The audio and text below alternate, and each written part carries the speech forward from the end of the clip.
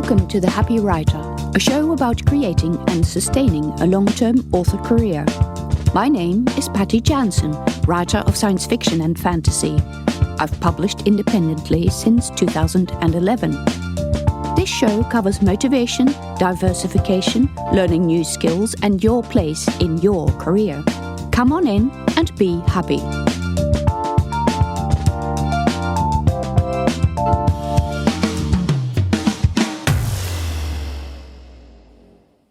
This is already episode 30 of The Happy Writer, and in this episode I'm going to be talking about a subject that gets mentioned a lot, especially by writers who are about to go wide, non-Amazon exclusive that is. That is, should I go direct or use an aggregator? Let's first step back and see what we actually mean by that. To go direct is to open accounts directly with all retailers where you can and upload your books directly to them. An aggregator will do this on your behalf, so you only have to upload your books once. Of course, they will take a cut of your sales for doing this. There are honestly good and bad things about both, so the answer to what you will do will depend on your circumstances, where in the world you are, how much time you're willing to spend on this, and what you find important in your career. Authors can open direct accounts at Amazon, Kobo, Apple, Google Play, and many of the countries also allow you to open an account at Barnes & Noble. I believe you can also go direct to Tolino, which is a bookseller in Germany, and then maybe some other local options on smaller retailers. But between the five of them, Amazon, Kobo, Barnes & Noble, Apple, and Google Play, those are the major ebook retailers. When talking about aggregators, I am talking about Draft2Digital, Smashwords, Publish Drive, and Streetlib. Now, straight off the bat, there are two things you should probably never do. The first is to use an aggregator to go to Amazon. They are just too big, it's too easy to upload, and there is absolutely no reason for giving someone a cut of your sales on the biggest retailer. There are a few exceptions, such as if you want to do income splitting between two or more authors, as Draft2Digital will allow you to do, or you happen to be in a country that Amazon doesn't cover. But I can't, off the bat, think of any of those. By the way, if your account has been banned on Amazon, going through an aggregator is not going to help. They can and do check.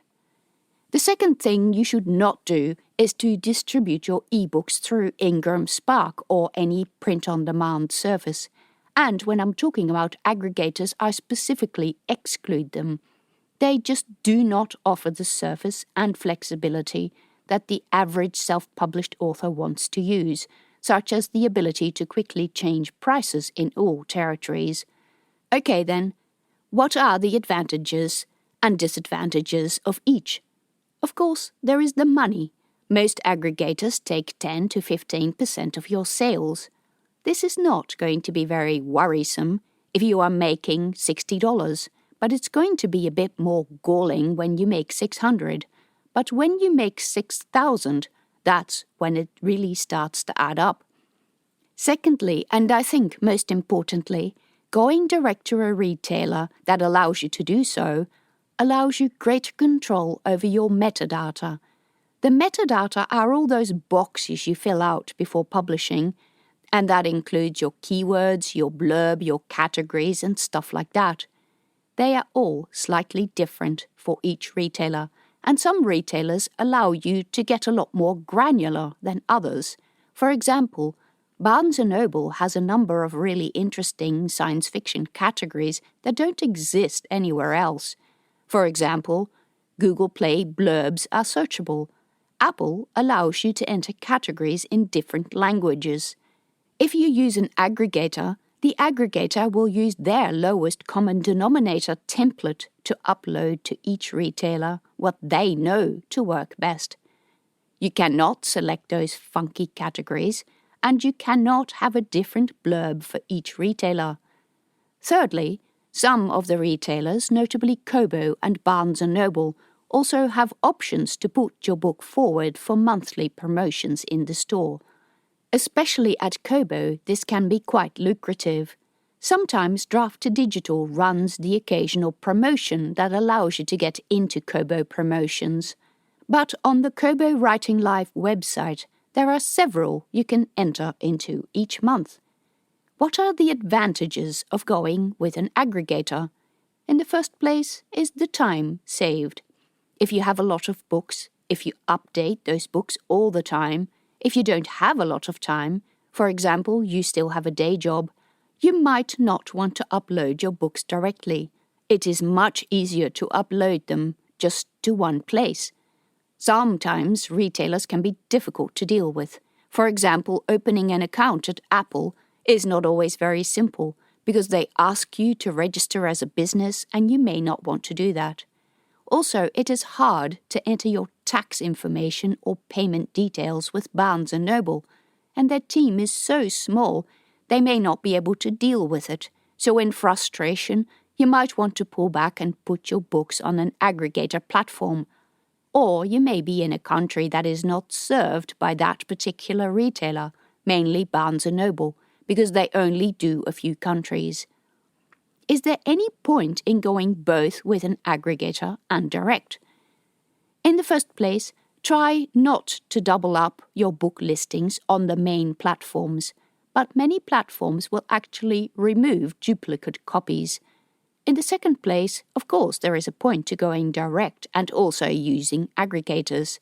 In fact, I am direct where I can, which is Amazon, Kobo, Apple, Barnes & Noble, and Google Play, and I also have my books uploaded to Draft to Digital, Smashwords, Publish Drive, and Streetlib. The reason is that these aggregators also distribute to places where you can't go direct. For example, the library apps such as Overdrive, Hoopla, and some of the smaller retailers that don't take direct submissions. I used Draft to Digital to get to Tolino, although I do believe that Tolino allows you to go direct. They're in Germany, and I may need to look into this because my German sales have increased a lot recently.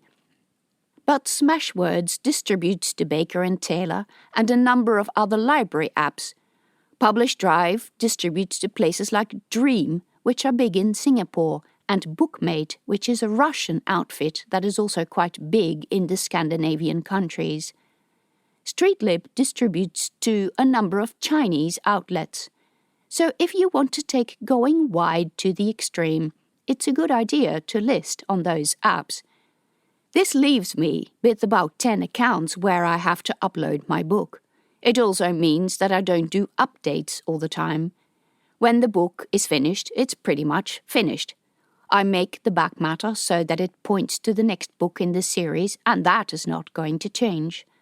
The only thing that would change is if I wanted to update my list of other publications, but I also link to my website, which always has the most recent information. When you change your book from being distributed through an aggregator to direct, do you lose all of your reviews? Sometimes you do, and sometimes they automatically copy them across. Sometimes you will have to email the retailer and they will copy them for you. Most importantly, when you change from aggregator to direct, your links change. So if you link directly from your website, you will have to change those as well. You can use a link redirect service. I used the one by Draft to Digital, which is called Books to Read. Books and then the number 2 and then read, or B2R. This is a free linking service that is open to anyone, even if you don't distribute your books through Draft to Digital. Draft to Digital is really most generous with this. They allow you to enter links manually, but they scan for your book at different websites, and then you can also enter the audiobook links on the different platforms. I'm hoping print books are coming as well. In all, it is inevitable that when you get more books and when you go wide, this type of admin increases. I think it helps to have the mindset that to some of the smaller retailers you will upload just once, and also that you make your books relatively future-proof by having back matter that doesn't need to be updated all the time. But if you are of the type that changes covers a lot, you will need to budget time for this. It is inevitable that when you get more books, there will be more admin. Thank you for listening to the Happy Writer Show. Check out links and information about other episodes on my website at pattyjansen.com, where you can also find out about my books.